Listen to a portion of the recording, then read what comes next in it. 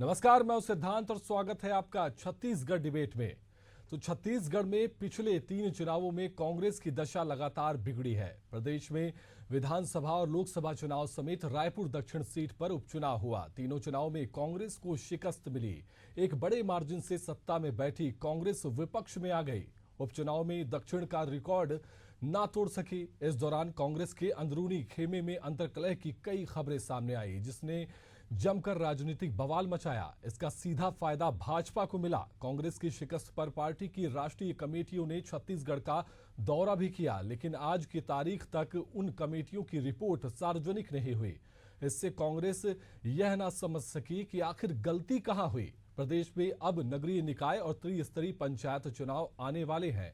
कांग्रेस की उम्मीदें एक बार फिर जागी है कि वो निकायों और पंचायतों में अपनी पैठ जमाए और खोई हुई प्रतिष्ठा वापस पाए। लेकिन चुनावी तैयारियों के बीच पूर्व उप मुख्यमंत्री टीएस सिंहदेव का बड़ा बयान सामने आया। उन्होंने कहा कि कांग्रेस संगठन में कमियां हैं, कहीं कहीं अधिक कमियां हैं। हमें ये जानना पड़ेगा कि कांग्रेस की हार लगातार क्यों हुई। कांग्रेस को एक्सरसाइज करने की जरूरत है। कांग्रेस के टीएस सिंहदेव एक ऐसे नेता है जो हमेशा अपनी बातों को तथ्यों के साथ पेश करते आए हैं। यहां भी पूर्व उप मुख्यमंत्री टीएस सिंहदेव ने अपने मन की बात कही है और तथ्यों को समझकर बयान दिया है। वहीं सहप्रभारी विजय जांगेड़ ने टीएस सिंहदेव की बात को स्पष्टता से सामने रखा। विजय जांगेड़ ने कहा कि लोगों के बीच कांग्रेस सरकार के कामकाज को जिस ऊर्जा से जाना था वो नहीं हो पाया। वहीं पूरे मामले पर सियासत गरमाई हुई है। जब कांग्रेस स्वीकार कर रही है कि संगठन में कुछ खामियां हैं, उस दौरान भाजपा भी कांग्रेस की खामियों पर टिप्पणी करने से पीछे नहीं हटी है। उप मुख्यमंत्री विजय शर्मा ने टीएस सिंहदेव के बयान पर कहा कि कांग्रेस वोट बैंक तुष्टीकरण की राजनीति करती है। राजनीति का ये एक गलत तरीका है। अगर पार्टी में अनुशासन नहीं है तो कुछ नहीं हो सकता। आज इसी मुद्दे पर चर्चा करेंगे, लेकिन उससे पहले देखते हैं राजनेताओं की प्रतिक्रियाएं। अपनी भी कमी हमको आकलन करना पड़ेगा कि क्या कारण है कि हम जीत नहीं पा रहे, क्या कारण है कि हम पीछे रह पा रहे हैं। विधानसभा में अगर छत्तीसगढ़ के परिप्रेक्ष्य में चर्चा हो रही है तो हम क्यों पीछे रह गए। 71 सीट से हम 35 में क्यों आ गए। लोकसभा में 2 सीटें थी हमारे पास, 1 क्यों रह गई। वोट शेयर हमारा बढ़ा भी, लेकिन हम जीतने के करीब क्यों नहीं आ पाए। कांकेर बहुत थोड़े से हार गए और 2-3 लोकसभाएँ थी जहाँ हम बिल्कुल जीत सकते थे। राजनांदगांव जीत सकते थे, चांपा जांजगीर जीत सकते थे, बिल्कुल ये सीटें जीती जा सकती थी। तो कमी कहीं ना कहीं रह गई जिसका आकलन करना होगा। भाजपा के पास कोई फिक्स वोट बैंक नहीं होता और भाजपा वोट बैंक की राजनीति करती भी नहीं। मेहनत हर बार भाजपा की सरकारों को, भाजपा के लोगों को करना होता है, दोबारा अगर आना है तो, इसलिए ऐसा है। कांग्रेस वोट बैंक की राजनीति करती है, तुष्टीकरण की राजनीति करती है, इसलिए टिकी हुई है, इसलिए वो कर रही है। वो गलत है राजनीति का तरीका, परंतु वो उसी आधार पर उन लोग कर रहे हैं। वो कितनी भी बड़ी संख्या हो जाए, अगर अनुशासन नहीं है तो कुछ नहीं हो सकता। वहाँ मुझे लगता है कि इस बात, खैर मुझे बोलना नहीं है इस विषय पर, परंतु ऐसी स्थिति है। और राजनीतिक पार्टी देश की सबसे पुरानी है और जो स्थिति आज है, उत्तर प्रदेश के उपचुनाव में एक भी सीट पर वो नहीं लड़ी। महाराष्ट्र के इतने लगभग 300 सीटों के चुनाव में 15-20 सीटों में है। झारखंड में सरकार तो बनती है, लेकिन उनका हिस्सेदारी कितना है। कुल मिलाकर आप जो देखेंगे परिदृश्य कांग्रेस का, तो ये समझ से परे है। स्थानीय छत्तीसगढ़ में भी काफी स्थितियां दिखती हैं। तो चलिए, इसी विषय पर चर्चा को आगे बढ़ाने के लिए हमारे साथ खास मेहमानों का पैनल जुड़ चुका है। सभी से आपका परिचय करा देते हैं। अशोक बजाज बीजेपी प्रवक्ता हमारे साथ जुड़े हुए हैं। आपका बहुत स्वागत है अशोक जी। वही कांग्रेस का पक्ष रखने के लिए कांग्रेस प्रवक्ता आशीष तिवारी हमारे साथ जुड़े हुए हैं। मेरा पहला सवाल आशीष जी आपसे है कि आपके ही नेता हैं टीएस सिंहदेव और आपकी ही पार्टी पर उन्होंने प्रश्न उठाए हैं और जो कमियां हैं, खामियां हैं, उसको उजागर किया है और बेबाकी से ये बात रखी है। किस तरह से देखते हैं, क्या कांग्रेस उनकी इन बातों को आत्मसात कर पाएगी? आशीष जी। जी सिद्धांत सर, मैं बस कहना चाहूंगा, आशीष यादव नाम है मेरा। जी माफ कीजिएगा आशीष जी। सिंहदेव जी हमारे नेता हैं और बहुत ही अच्छे स्पष्टवादी नेता है और उन्होंने कांग्रेस पर सवाल नहीं उठाए। उन्होंने, एक परिवार है कांग्रेस पार्टी, और जो गलतियां हुई होती हैं, जो खामियां रह जाती हैं, जिन चीजों को हमको इम्प्रूव करना होता है, वो हमारे एक तरीके से मार्गदर्शक भी है और वही काम उन्होंने किया है, मार्गदर्शन देने का काम। और इस पर जो हमारे नेता हैं, जो सीनियर नेता हैं, जो युवा नेता हैं, उन्हें इस चीजों को ध्यान से सुनकर उनकी बातों को आत्मसात जरूर करना होगा और जो इम्प्रूवमेंट का स्कोप जहां जहां जिन जिन जगह पर है उनको करना चाहिए और हम करेंगे निश्चित रूप से। देखिए, कांग्रेस पार्टी में परिवार के जैसा माहौल है और निश्चित रूप से अगर कहीं ऐसा होता है कि हमें हमारी गलतियां चुनाव से पहले सुधारने का मौका मिल जाए और जिससे बेहतर हम परिणाम लाने में हमको सहायता मिले, तो इससे बेहतर और क्या हो सकता है। ये बहुत अच्छी बात है। आशीष जी, ये जो आवाज अभी कांग्रेस से उठ रही है, कांग्रेस के अंदर पार्टी में इस प्रकार के जो सवाल उत्पन्न हो रहे हैं, ये आज पहली बार ऐसा नहीं हुआ है। इससे पहले भी राष्ट्रीय तौर पर भी देखा जाए तो उस तरह के सवाल उठते रहे हैं, अभी प्रदेश स्तर पे इस तरह के सवाल उठ रहे हैं। पर कांग्रेस इन सवालों से, इन कमियों से जो बातें सामने आती है, पार्टी के जो वरिष्ठ नेता है वह अपनी बात रखते हैं, आखिर कांग्रेस उससे सीख क्यों नहीं लेती है? बार बार वही गलती, बार बार उसी चीज को दोहराया जाना, और कांग्रेस की हार खुद की ही है, किसी और की तो है नहीं। तो इससे सीख लेना तो बनता है एक तरह से कांग्रेस के लिए। सही कह रहे हैं, सीखना। देखिए, वैसे भी हम लोग हमारी सारी पार्टी और हमारी आइडियोलॉजी, हम जब बात करते हैं हमारी मीटिंग्स में भी, तो यही कहते हैं कि या तो हम जीतेंगे या तो हम सीखेंगे। तो निश्चित रूप से ये एक बात है, जैसे कि नहीं सीखते हैं ऐसी वाली बात नहीं है। कई बार ऐसा होता है परिणाम नहीं आते आशीष जी। एग्जैक्टली मैं यही कहना चाह रहा हूँ कि अगर परिणाम नहीं आते हैं तो कई बार उसके पीछे ऐसे कारण भी होते हैं जिनसे हमें सीखकर उसको इम्प्रूव करना है। जैसे हमने काम अच्छा किया, हमने डिलीवर अच्छा किया, लेकिन हमारा जो मार्केटिंग है वो भारतीय जनता पार्टी से पीछे रह गया, हम लोगों तक उस बात को उस तरीके से नहीं पहुंचा पाए, या फिर हमारा सोशल मीडिया कमजोर रह गया। ये होता है, ये होता आया है, और आप देखेंगे कि उसमें इंप्रूवमेंट भी ग्रेजुअली बहुत बड़े लेवल पर होता आया है, चाहे वो प्रदेश की बात हो या चाहे वो केंद्र की बात हो। एक समय ऐसा था कि डिफेमेशन में राहुल गांधी जी को इस तरीके से पीछे कर दिया गया था सोशल मीडिया पे कि ऐसा लगता था कि सोशल मीडिया में सिर्फ और सिर्फ अच्छा काम हो रहा है तो भारतीय जनता पार्टी कर रही है और कांग्रेस कुछ भी नहीं कर रही है, जबकि लगातार राहुल गांधी जी अपना काम करते रहते थे। आज जब वो कुछ करते हैं, आज जब वो कहीं जाते हैं, तो वो सोशल मीडिया पर उस तरीके से कॉम्पिटिटिव है कि भारतीय जनता पार्टी की जो चीजें आती है वो उसका काउंटर कांग्रेस पार्टी करने में सफल हो पाई है और अब आगे भी बढ़ चुकी है। से कई बार छोटी छोटी चीजों को अपने जो कोऑर्डिनेशन है बड़े नेताओं का, एनएसयूआई यूथ कांग्रेस से आपस में कोऑर्डिनेशन, एरिया के हिसाब से, जातिगत समीकरण के हिसाब से, तो ये एक पार्ट ऑफ प्रोसेस है, पार्ट ऑफ मैनेजमेंट है, जो पॉलिटिक्स में जरूरी होता है, राजनीति में जरूरी होता है, किसी पार्टी के ऑर्गेनाइजेशन के एग्जीक्यूशन का ये पार्ट है। अब इसे भारतीय जनता पार्टी एक्सेप्ट करे ना करे, पर हमने तो देखा है कि सोशल मीडिया की मीटिंग अमित शाह जी ने लेते हुए कह दिया था एक बार कि व्हाट्सएप पे अगर झूठ बार बार बोला जाए तो वो सच हो जाता है। तो ऐसी बातें हैं कि आप अपनी आइडियोलॉजी को लेते हुए एक एग्जीक्यूशन का पार्ट बनाते हैं, प्रोसेस का पार्ट बनाते हैं, कमियां रहती हैं, उसको हम सुधारते भी जाते हैं और हम सफल भी होते हैं।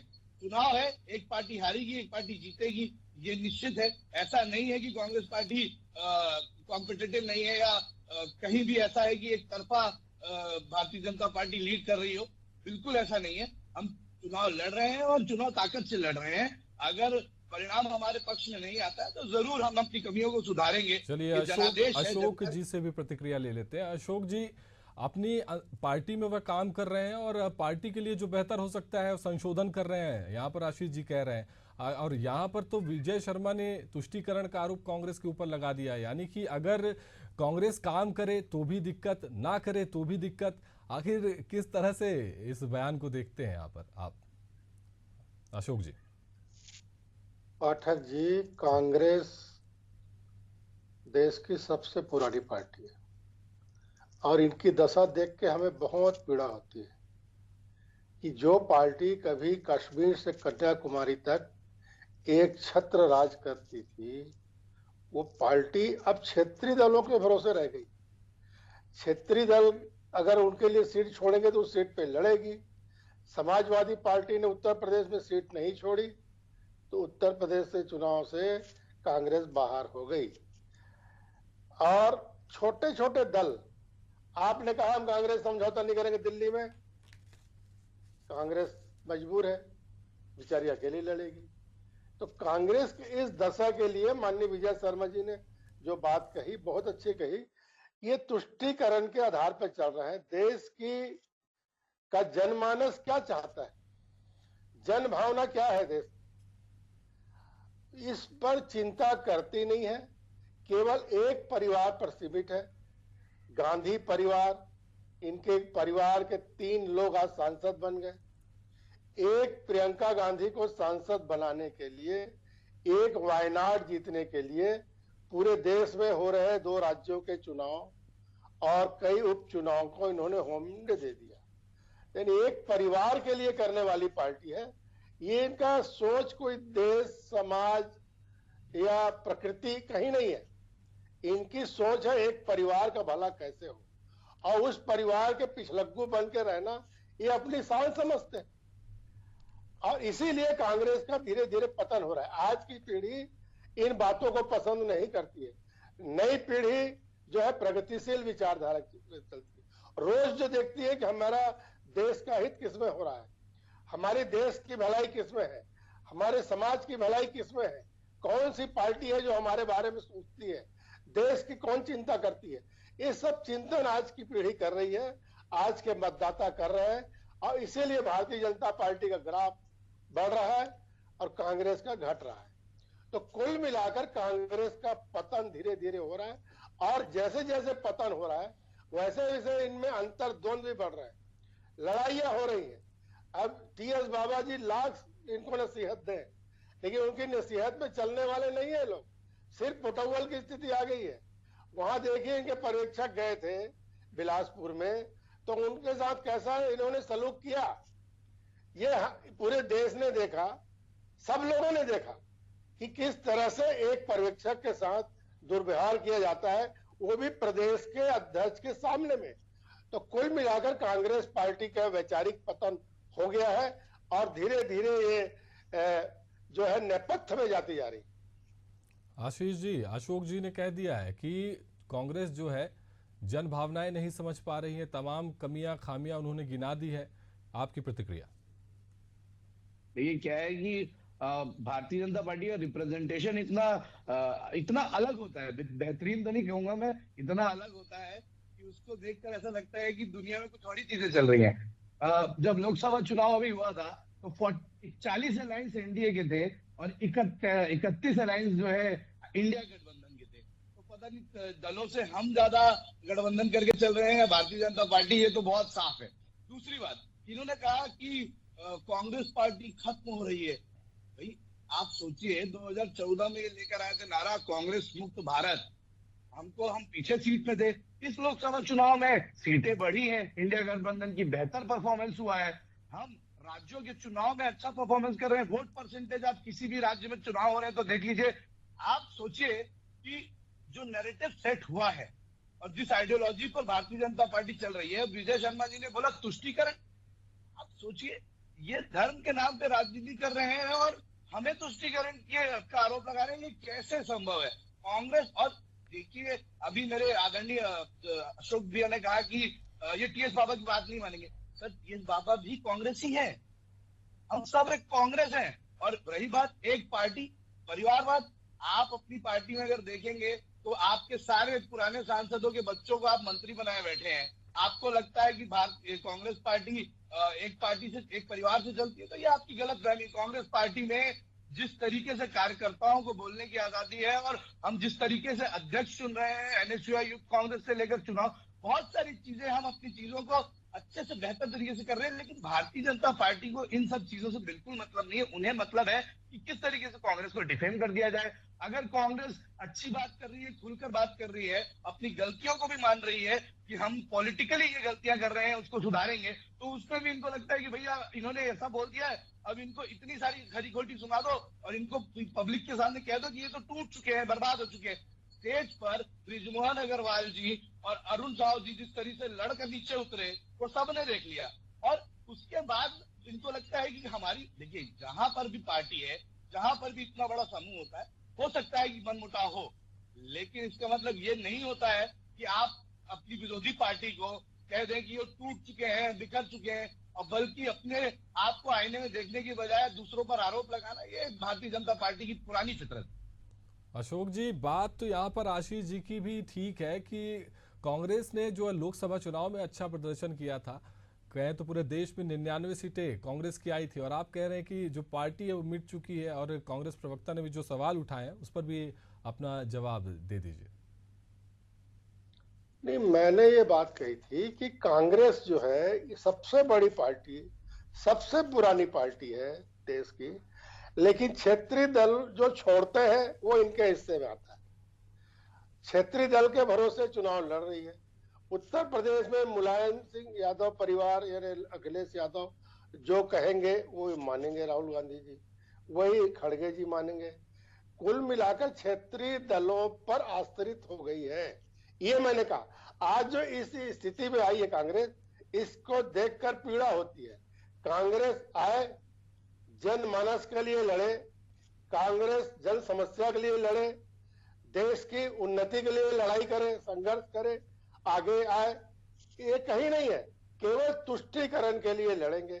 राहुल गांधी वहीं जाएंगे जहां विवाद है, जहां पर जनमानस अलग चल रहा है। अभी ये गाजीपुर बॉर्डर में क्या हुआ, कांग्रेसियों क्या हालत हुई, वहां जनता ने किस ढंग से सलूक किया था गाजीपुर बॉर्डर में। जब राहुल गांधी जा रहे थे संभल, तो वहां पर उनके जाते किस ढंग से लोगों ने प्रतिक्रिया अपनी दी है, ये भूलने वाली बात नहीं है। कुल मिलाकर कांग्रेस पार्टी में वैचारिक पतन हो रहा है, इनको चिंता करनी चाहिए, इनका अपना मामला है। अगर ये चाहते हैं कि आगे उन्नति करें तो प्रगतिशील विचारधारा अपनानी पड़ेगी।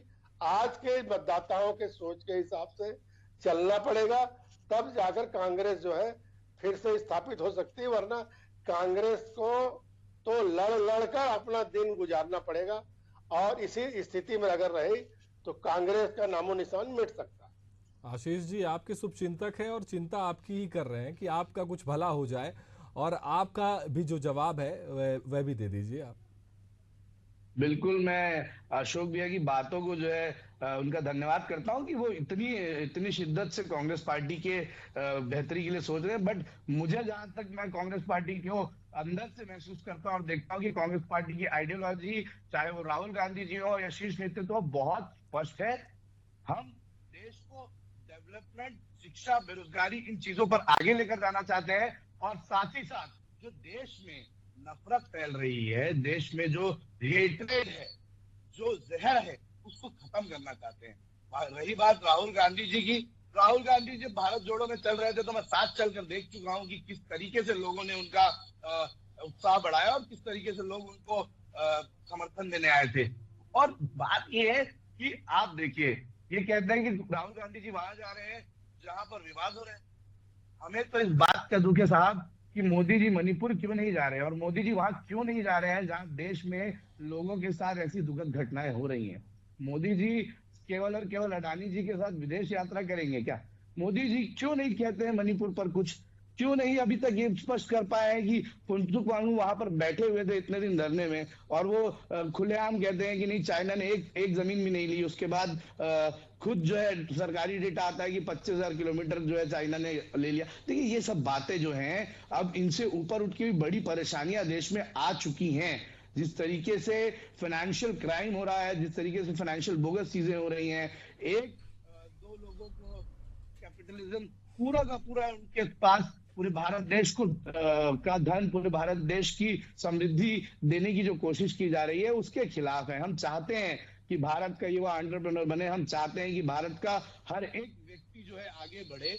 और देखिए, समाज में धर्मों का एक बहुत महत्व है, और उस महत्व को उस महत्व की तरह रखना हम चाहते हैं। हम ये नहीं चाहते हैं कि एक क्लास 3-4 का बच्चा भी जो है वो ये समझने की कोशिश करे कि मेरी क्लास में कौन हिंदू है कौन मुस्लिम है। मैं खुद जब बच्चा, आशीष जी दिल्ली से वापस छत्तीसगढ़ आ जाते हैं, और जो मुद्दा था उसी मुद्दे पर एक बार फिर से बात करने की कोशिश करते हैं कि जो यहाँ पर टी.एस. सिंहदेव ने मुद्दा उठाया, मुद्दा ये है, आपकी पार्टी का अंदरूनी मामला है, उसमें जो संगठन में जो बदलाव होने चाहिए, जो सबसे बड़ी बात जो यहाँ पर टी.एस. सिंहदेव ने कही है, जो कैडर बेस्ड पार्टी बनाने की बात कही है और कहा है कि अगर वो बनाना चाहे कांग्रेस तो काफी लंबा समय यहाँ पर कांग्रेस को लगेगा। और भाजपा की इसमें उन्होंने तारीफ भी एक तरीके से करी है कि भाजपा एक कैडर बेस्ड पार्टी है, जिस तरीके से वो हारने के बाद भी वापस उठ खड़ी होती है और जीतती है, यानी कि जमीन से वो पार्टी जुड़ी हुई है। और कई इस तरह की बातें जो कांग्रेस में उठती हैं कि जो पार्टी है वह, पार्टी के जो नेता हैं, कार्यकर्ता हैं, वह आज़ादी से काम कर रहे हैं, कोई एक अनुशासन नहीं है, अनुशासन की भी बात कही है।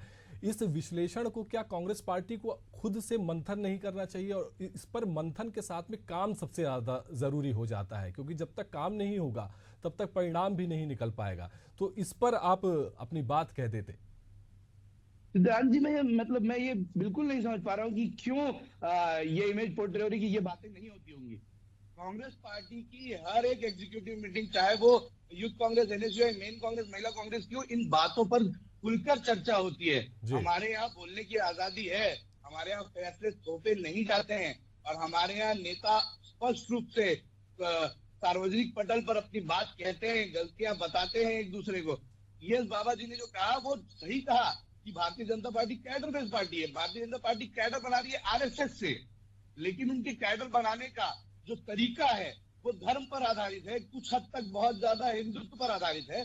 कांग्रेस पार्टी हमेशा जो कैडर बनाते हुए आई है, चलते हुए आई है, वो जो है धर्मनिरपेक्षता और सेक्युलर चीजों पर बनाते हुए आई है। और एक बहुत मेहनत लगती है इन चीजों के लोगों तक पहुंचाने में। और अनुशासन की बात है तो अनुशासन, ये बाबा का कहने का मतलब बिल्कुल अनुशासन में रहने का बात, ये अनुशासन हर पार्टी में है। हम डिसिप्लिनरी एक्शंस ले रहे हैं। बिल्कुल आशीष जी, अनुशासन में रहने से ही पार्टी का उत्थान होगा। अशोक जी प्रतिक्रिया दे दें। नहीं, कांग्रेस में जो अंतर्द्वंद है ये जग जाहिर है, आज से नहीं है, कई वर्षों से। और जब ये सत्ता से बाहर होती है तब इनके अंतर्द्वंद और बढ़ जाते हैं, एक दूसरे के खिलाफ ये लोग तलवार खींच लेते हैं। अभी देखते रहिए आगे क्या होता है। दक्षिण के चुनाव में जिस ढंग से कांग्रेस की हालत खराब हुई, केवल 31% वोट इनको मिल सके और भाजपा को 65% वोट मिले, यानी भाजपा के आधे में भी नहीं है ये। और इन्होंने बड़े बड़े दावे किए थे, बहुत सारे दावे किए थे, कहा था कि हम दक्षिण जीत रहे हैं, दक्षिण में बदलाव की बहार है, दक्षिण में लोगों के विचार बदल रहे हैं, इस ढंग की बात करते थे। लेकिन कांग्रेस को लोगों ने स्वीकार नहीं किया। तो कांग्रेस में जो अंतर्द्वंद है और सिर्फ फटोवल की स्थिति है, उसके कारण कांग्रेस पिछड़ती जा रही है। इनको अपने इस स्थिति पर चिंता करनी चाहिए। जी बिल्कुल अशोक जी, आप हमसे इस बहस में जुड़े, आप दोनों का बहुत बहुत शुक्रिया। और इस तरह की जो बातें हैं टी.एस. सिंहदेव लगातार कहते रहते हैं, बेबाकी से इस तरह की बात वह पार्टी की हो या फिर विपक्ष की भी हो, वह बेबाकी से कहते हैं। और उन्होंने ये बड़ी बात कही है कि कांग्रेस की हार लगातार क्यों हुई है और इसको लेकर के एक्सरसाइज करने की जरूरत है। कांग्रेस के टी.एस. सिंहदेव एक ऐसे नेता हैं जो अपनी बातों को तथ्यों के साथ पेश करते हैं और उन्होंने इस बार भी वही किया है। फिलहाल इस बहस को यहीं पर छोड़ जाते हैं और छत्तीसगढ़ डिबेट में फिलहाल के लिए इतना ही। नमस्कार।